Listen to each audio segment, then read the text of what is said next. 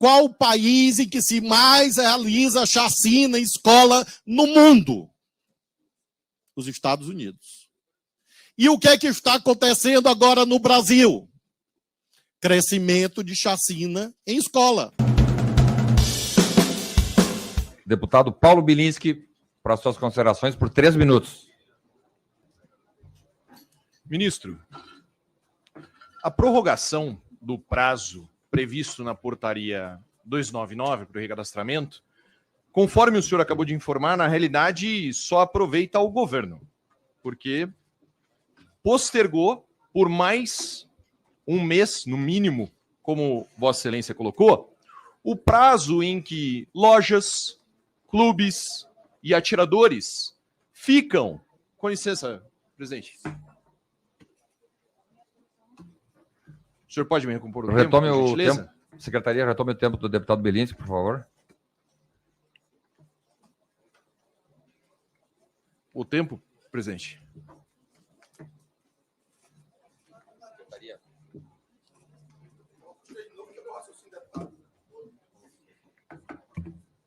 Pode repor os 3. Posso retomar? Pode retomar.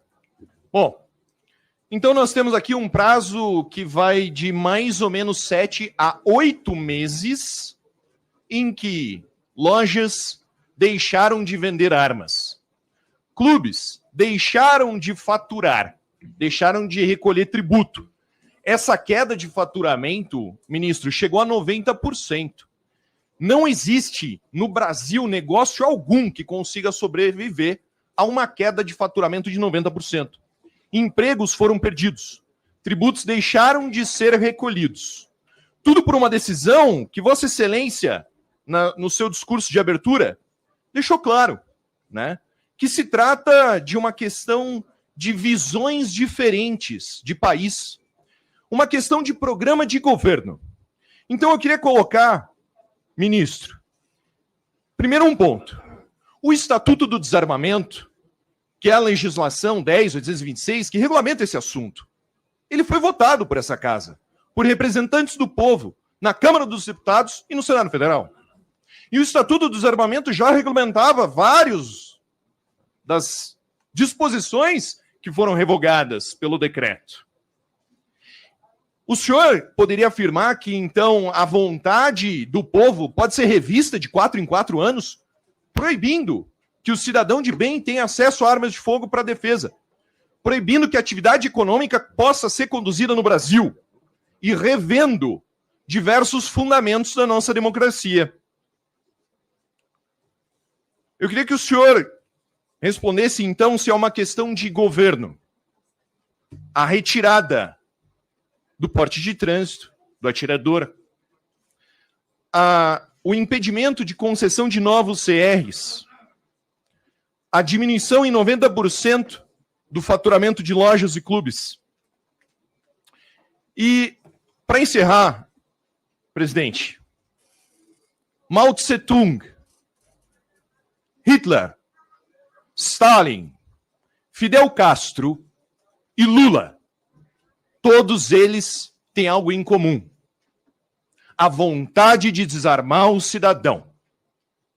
Dentro desse contexto, eu pergunto para Vossa Excelência, se Vossa Excelência acredita que o Estado brasileiro tem a capacidade de proteger todos os cidadãos.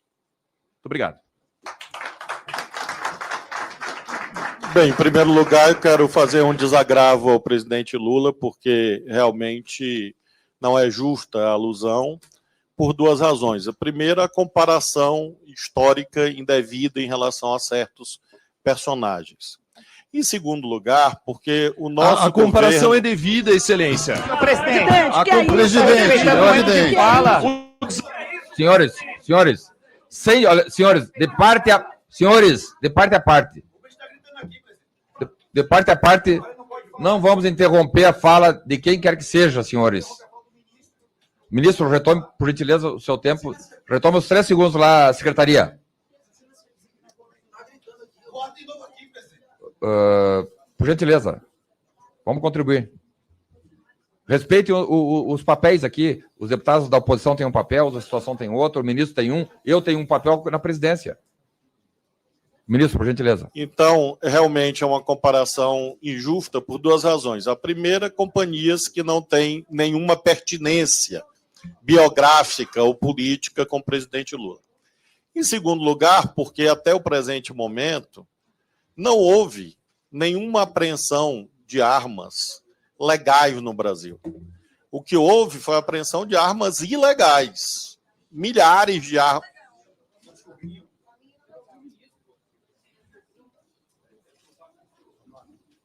Milhares de armas ilegais.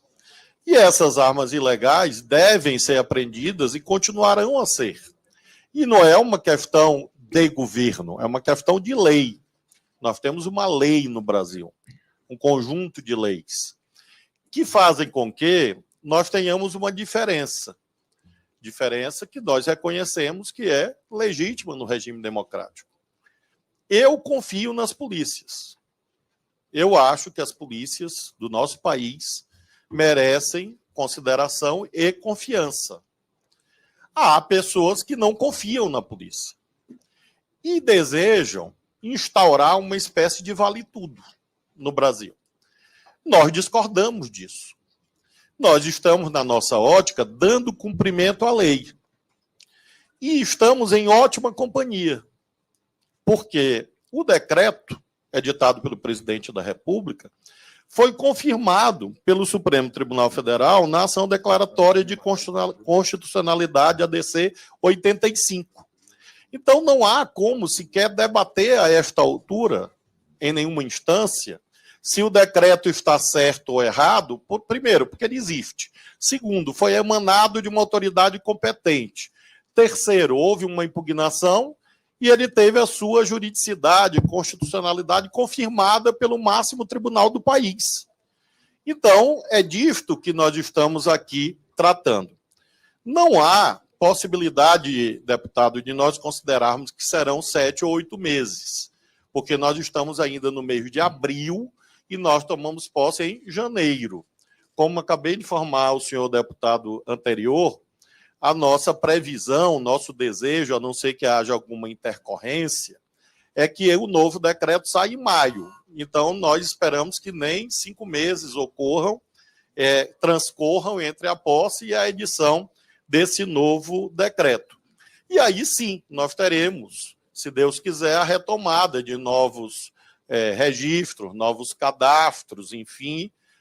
Não é nosso desejo que este mercado seja encerrado. Nós respeitamos este mercado. Embora nós consideremos que a parte ilegal deve ser combatida firmemente. Isso nós estamos fazendo. Outro dia, no Rio de Janeiro, foram apreendidas 1.500 armas. Deputado Eduardo Bolsonaro vai falar pela liderança também? Liderança da minoria? Sim. Quantos minutos? São 3, porque vai dividir contra os 2 deputados. São 8 minutos. Sim, é 3, 2,5, 2,5. 3, deputado Eduardo Bolsonaro. 2,5, deputado Éder Mauro. E 2,5, deputado Gilvan. Perfeito. Por gentileza.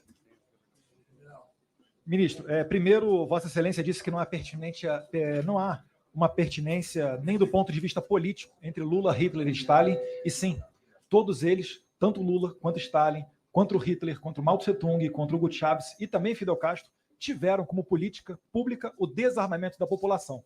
E não, coincidentemente, a mesma população que acaba sendo morta por armas, mas não, obviamente, as armas legais. Então, o deputado Paulo Bilinski, ele tem razão, e Vossa Excelência falou que é necessário alterar a Constituição se nós quisermos dar uma maior flexibilidade às leis quando se fala no tocante às armas de fogo. Gostaria de lembrar também a Vossa Excelência, que é conhecedor do direito, juiz que ainda nos anos 90, ou seja, sobre a égide da Constituição de 1988, para você comprar uma pistola ou um revólver numa loja mesbla, você apenas apresentava a sua carteira de identidade. Época em que o porte legal de arma de fogo era uma mera contravenção, nem prisão dava, e os índices de mortalidade eram infinitamente inferiores ao que eram hoje. Vossa Excelência fala muito no liberou geral, quando se refere à política do presidente Bolsonaro com relação às armas de fogo. No entanto, não há qualquer registro dos 4 anos de governo Bolsonaro. Eu estou falando aqui de 2019, 2020, 2021 e 2022, onde tenham ocorrido mais homicídios do que todos os anos anteriores de desarmamento. Então, quando se quer falar em armas de fogo, você tem que ter a ciência de que mais armas legais, elas contribuem com menos homicídios. É mentiroso o que o deputado anterior disse, falando que deveríamos ter mais livros. Ora, se nós retornarmos ao 8 de janeiro, né, e os policiais aqui da casa, ao invés de terem armas, tivessem livros, certamente os danos seriam muito, muito maiores. Presidente, eu queria também aqui falar um pouquinho com relação ao 8 de janeiro, né, ao ministro da Justiça. Por que, ministro, parlamentares da esquerda, do PT, do PSB, partido de Vossa Excelência, iniciaram a coleta para as assinaturas, né, ensinaram a coleta de assinaturas para uma CPI e depois, por orientação do governo, retiraram? Por que, ministro, a esquerda e o governo não querem uma investigação profunda sobre esses atos, já que eles são tão danosos? E ainda mais, por que, ministro, foi decretado o sigilo das imagens do Planalto? O que elas teriam para revelar essas imagens, ministro, que elas não podem vir a público? Por mais que o consórcio, aquela velha imprensa, não fosse mostrar, certamente a internet, enquanto ainda não for regulamentada ou controlada, mostraria essas imagens. E, aliás, está se tornando praxe. Vide, né, presidente, que aqui, antes de iniciarmos essa sessão, foi feita uma questão de ordem pelo líder do governo para impedir a exibição de vídeos nessa audiência, que certamente enriqueceriam. Então, o discurso realmente não convém tanto com a prática. As perguntas que eu queria fazer a Vossa Excelência. Bem, certamente aqui não se cuida de um julgamento do presidente Bolsonaro, porque ele foi julgado pelo povo, foi reprovado, perdeu a eleição. Haverá o julgamento pelos tribunais e o julgamento por Deus. Então, realmente, não me cabe, nesse momento, dizer se o presidente Bolsonaro fez isso ou aquilo, porque ele responderá perante os tribunais. E eu respeito a independência do Poder Judiciário. Sobre o governo que diz ter sido feito isto ou aquilo, é claro que quem julga isto não é o senhor, não sou eu, quem julga isso são os eleitores. Essa pergunta que o senhor fez sobre se o governo foi bom ou ruim, foi feita nas urnas ao povo brasileiro, no dia 30 de outubro. E o candidato... Eu não fiz essa pergunta. Vai interromper, senhor presidente. Mais uma vez. Senhor presidente. Presidente. Mais uma vez. Mais uma vez. Presidente. Presidente, é uma falta de respeito esse comportamento, presidente.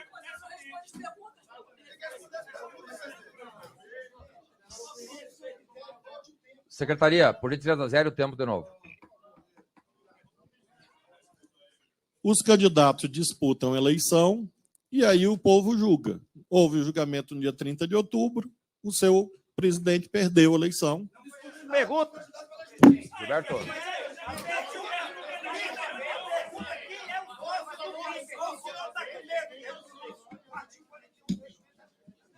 Senhor presidente, esses deputados, esse senhor aqui, cujo nome eu não sei, aquele outro ali, esses dois senhores aqui não podem ficar aqui na comissão me agredindo, porque eu vim aqui, estou respondendo a todas as perguntas.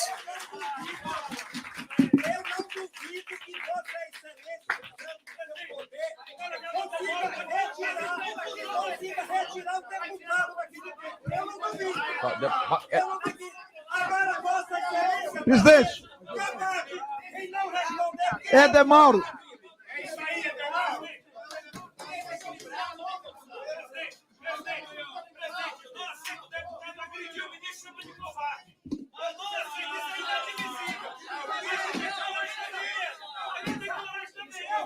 Senhores, silêncio. Silêncio, deputado Edemauro, só um pouquinho. Deputado Edemauro, deputado Rubens, por gentileza. Mantenham-se em silêncio. Senhores, por gentileza, todos.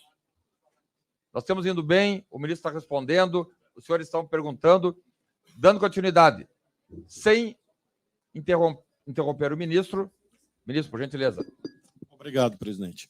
Então, essas questões políticas do tal ou qual governo realmente não são cabíveis nesse momento. Haverá um momento de, em 2026, o senhor dizer tudo que o senhor disse e a população apreciar e julgar novamente os políticos.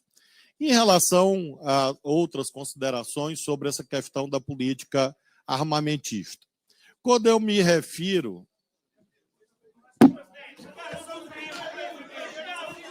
Então, prosseguindo nas respostas, em relação a essa questão da política armamentista, como disse há pouco, não há correlação entre número de armas e número de homicídios. Por que isto? Porque, se nós olharmos, por exemplo, os números recentes, pegar o recorte da Amazônia, na Amazônia aumentaram as armas e aumentaram os homicídios. Então, é falsa a ideia de que quanto mais armas, menos homicídios. Não há correlação em relação a isso.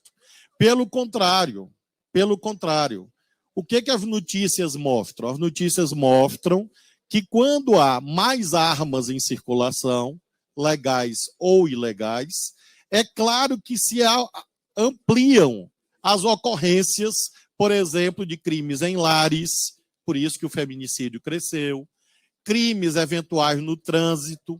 Nós vimos recentemente aquela chacina no Mato Grosso, que é exemplificativa, em que uma simples controvérsia em torno de um jogo de sinuca, de dominó, se transformou numa chacina. E aí é uma questão lógica, derivada do artigo 13 do Código Penal. Causas. Se aquele cidadão estivesse sem o fuzil na mão, ele teria matado a menina de 12 anos? Resposta: não. Basta ler o artigo 13 do Código Penal para entender isso, para não recorrer ao imperativo mesmo de lógica filosófica. Então, eu entendo que há pessoas que gostam de dar tiros, mas eu prefiro armas. Foi mencionado aqui, acho que pelo deputado Eduardo. Ele disse, a polícia está armada. Claro, é isso que nós defendemos. Nós defendemos que as armas estejam nas mãos certas. Alguns dos senhores aqui, ou vários, ou muitos, ou a maioria, são policiais. Claro que os policiais devem estar armados. Isso se chama monopólio do uso legítimo da força, que a gente não pode substituir por uma visão de faroeste. Porque a visão de faroeste, inclusive, além das telas do cinema, é praticada apenas em pouquíssimos países do mundo. Países, inclusive, que não são professores adequados para o Brasil. Por exemplo, chacina nas escolas. Qual o país em que se mais realiza chacina em escola no mundo? Os Estados Unidos. E o que é que está acontecendo agora no Brasil? Crescimento de chacina em escola. Será que é impossível enxergar uma correlação lógica entre ódio, violência, armamentismo e crescimento de chacinas em escolas? Será que é por acaso que isto acontece apenas? Será que é por acaso que isto acontece apenas nos Estados Unidos e no Brasil, nesta dimensão? Me perguntam, quem são aqueles que dizem combater o crime e, na verdade, são sócios dele? São várias categorias de pessoas. Eu tenho aqui